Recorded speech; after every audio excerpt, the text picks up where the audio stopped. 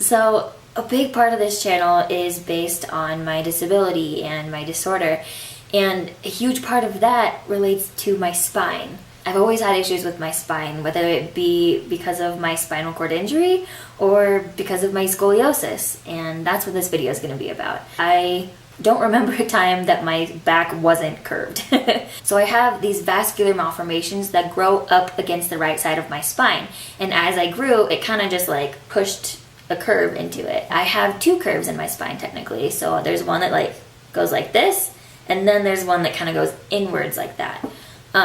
At its very worst, the top one was at 80 degrees, while the second one was at 110. A right angle is 90 degrees. So the corner of a piece of paper is 90. Just to kind of put into context what my spine actually looked like. The main way that scoliosis is kind of treated is through a spinal fusion, which is where they brace your spine with two rods. It holds you at a stretched position because your back can't do it by itself. But they don't want to do that on someone like me who is a kid and has it, because they want to wait till you're fully grown. So when I was growing up, I wore a back brace from 6 years old to 17 when I actually had this surgery done. They were kind of fun because I got to make them look however I wanted. I had like purple and blue swirls. I had like a rainbow one before. I had like blue, I had butterflies, I had a pink one. Like, you can make it look however you wanted. So that part was fun.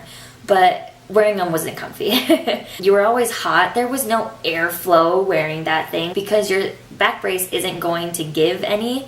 The curves on your spine would push on it, and it would kind of cause pressure points. So like a couple times every hour I would have to like readjust myself to kind of alleviate some of the pressure. And I wore this for 11 years until I had my spinal fusion surgery. The reason we waited till then was because my doctors thought I was done growing, and they were like, okay, let's look at doing this surgery now. That started an entire year of pre-op appointments. So my family and I were constantly going back and forth between the hospital and my home, which were not in the same state, and getting every test under the sun to make sure that I was as healthy as possible. I was so excited about not having to wear a back brace anymore that I wasn't worried at all for this surgery. I remember like going back into the operating room, they were like asking me like what my favorite music was, and they were playing it, and that's what I fell asleep to. And then I woke up. The first couple days were very blurry because I was kind of going in and out of consciousness. It's a very intense surgery, and so you're incredibly medicated. I had an on-demand morphine button that I could press like every 8 minutes when I needed it. The reason that a recovery for something like a spinal fusion is so hard is because your spine is your core. Every part of you is connected to your core. So if your core hurts, everything you do hurts. My arms hurt. I couldn't push myself for like 2 weeks. I couldn't stretch my leg without pain. I couldn't turn my head without pain. And it sucked, I'll be honest. Something kind of happened overnight where I immediately started feeling a lot better. I would say after about a month and a half, I felt back to normal. I was finally like, I can wear the clothes I want now, and you don't have to see my back brace through them. And I felt comfortable because I wasn't being constrained by a back brace anymore. This was the start of like the busiest time of my life. I just started college, busiest semester I'd ever taken. I was enrolled in 18 credit hours. Plus, I was in like 2 extracurricular groups, plus I was working part-time. So I was busy all day, every day, but doing things that I loved. And after a hard but like great day, I was gonna take a shower and go to bed. And I went to lift myself into the shower, and I felt a pop. And it was debilitating. I was like mid-lift when it happened, so I dropped myself back into my chair, and I remember just like bracing the tub, being like, okay, what was that? And after about 2 minutes of just sitting absolutely still, I was like, okay, the pain has subsided from whatever that was.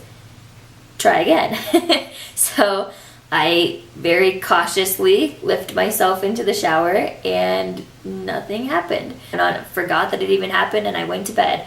And the next day, I was getting into my car to go to class, and it popped again. And over the next 3 weeks, the popping got more and more frequent. So we went to the hospital and got x-rays done, and something happened and my x-rays got lost, and my doctors didn't get them for like 2 weeks. So for 2 weeks, I'm just living in uncertainty, being like, I know something's wrong, but I can't pinpoint what it is.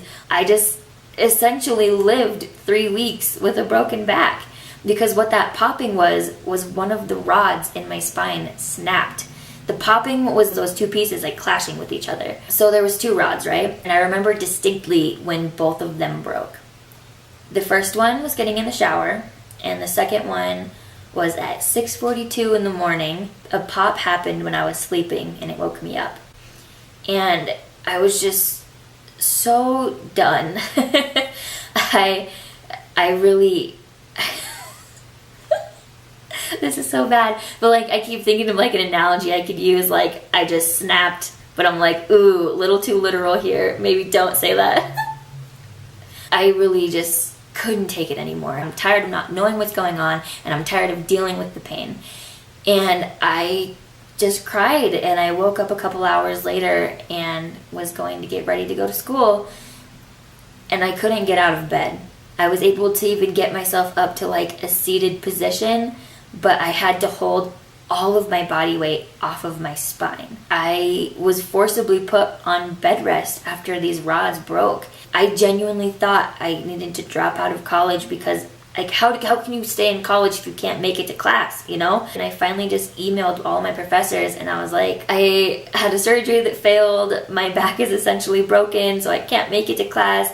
I don't know when I'll make it to class, but if you're willing to help me, I'm willing to put in the effort to stay enrolled. All my professors were so amazing with emailing me all of my assignments, and I was able to stay in all of my classes. And I missed 2.5 months of school that semester. I realized that I needed a distraction because if I wasn't in school, all I was going to be doing was laying in bed for the next 2 months and not having anything else to think about besides how miserable I am right now.